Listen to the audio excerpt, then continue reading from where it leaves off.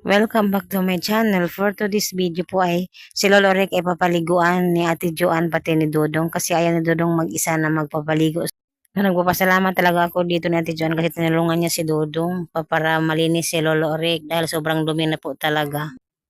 So maraming pupo at maraming dumi sa kanyang tinutulugan. So kailangan na talagang lilinisan at papaliguan. At sa puntong ito ay naghahanap po talaga ako ng banig kasi wala na po si Lolo Rick na banig, wala ding kumot. Matagal na ako naghahanap ng pwedeng tumulong kahit sa kumot at banig pati damit ni Lolo Rick. So kaya dito ang naisip kong ipagamit muna kay Lolo Rick kasi wala talaga siyang masapin sa kanyang tinutulugan na itong kaisa-isa naming banig na ginagamit na ngayon, ito na muna ang ipapagamit ko kay Lolo Rick. So kami, pwede na naman kayong magsapin-sapin lang sa aming tinutulugang katre or kama ba.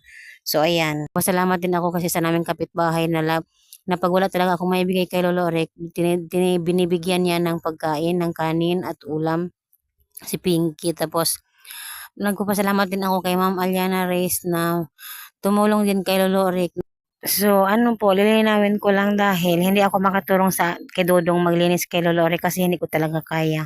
Iba-iba naman tayo ng ano ba, yung strong na ano ng sikmura. Ako talaga ay laging gikabuhi sa ngayon kaya hindi talaga ako okay. Bago lang din ako nakarecover sa aking pananakit ng tiyan. So ayan, pinapaliguan na si Lolo Rex. Si Ate Joanne po yung gumagawa, nagbibigay ng damit sa kanya. So ayan, ganyan na po si Lolo Rica, payat at hindi na po talaga siya okay. Hindi na nga niya kayang kumain mag-isa. Kailangan na munang susubuan. So sa ngayon, ang nakatuka talaga magsubo, magpakain, magpainom ng gatas ay si Dodong. So, lagi pa rin ako nakipag-communicate sa kanya sa mga kamag-anak nilang iba kasi kailangan talaga ni Lorik ng tulong talaga sa pagkain, sa gatas or kape man yun at sa banig at sa kumot. Yan talaga ang napaka-importante ngayon sa kanya dahil sobrang lamig po talaga ng panahon. At ngayon po ay medyo lumala ang kalagayan ni Lolo Rick. Dati kaya pa niyang kumain mag-isa pero sa ngayon hindi niya kayang kumain mag-isa. Kailangan mo na siyang subuan, kailangan mo na siyang painumin nga yung bang pinapainom sa straw. Kasi hindi na niya kayang uminom sa baso. Kailangan niyang sa straw na talaga pinapadaan yung gatas, tubig at kahit kape. So, ganyan po ang kalagayan ni Lolo Oric ngayon. Mahirap man sa mahirap pero wala talagang magawa kasi wala naman si Lolo Oric asawa at mga anak. Mag-isa lang siya sa buhay. Mayroon siya mga pamangkin lang pero isa lang talaga ang pamangkin niya sa malapit. So, wala kaming kinukontak naman namin ang mga kamag-anak niya pero wala pa din sigurong mga pera, wala pa din ang hirap talaga din ng mga kalagayan. Kaya siguro medyo mahirap ang pagbigay kay Lolo Orek ng budget sa ngayon.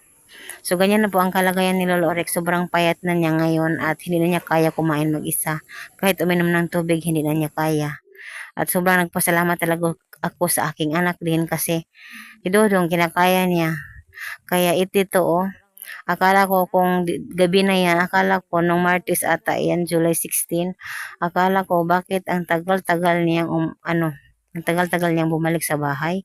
Hinahintay ko, pinapahatiran ko ng pagkain si Lolo Rick. Ayun pala, hindi talaga kaya ni Lolo Rick kumain mag-isa. Kaya sinusubuan na naman siya ni Dodong. So sa ngayon talaga, kada kaya ni Lolo Rick, si Dodong na talaga ang nagsusubo at nagpapainom ng tubig hanggang ngayon.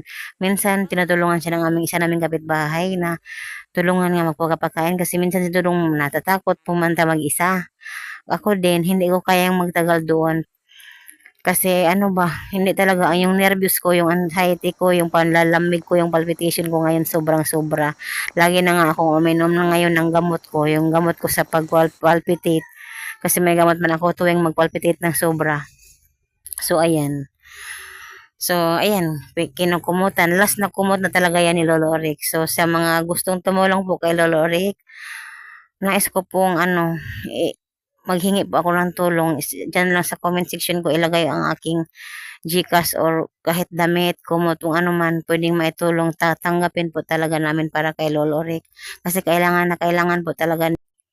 Diyan sa tinutulugan ni Lorik, mag-isa lang talaga siya diyan nakatira kasi may kapitbahay lang yan diyan si Ate Juan na sa ano ng kanyang bahay din, parang dikit sila ng bahay. Kami talaga medyo konting ilang metro ang layo namin sa kanya.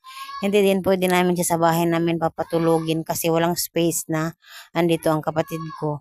Sa kabilang bahay din, yung bahay ng biyanan ko, meron ding ibang nakatira. So ayan, so ayaw dati-dati pa naman ayaw talaga niyang umalis sa bahay niya kahit nagkasakit na yan siya. Gusto na talaga niya, diyan lang siya.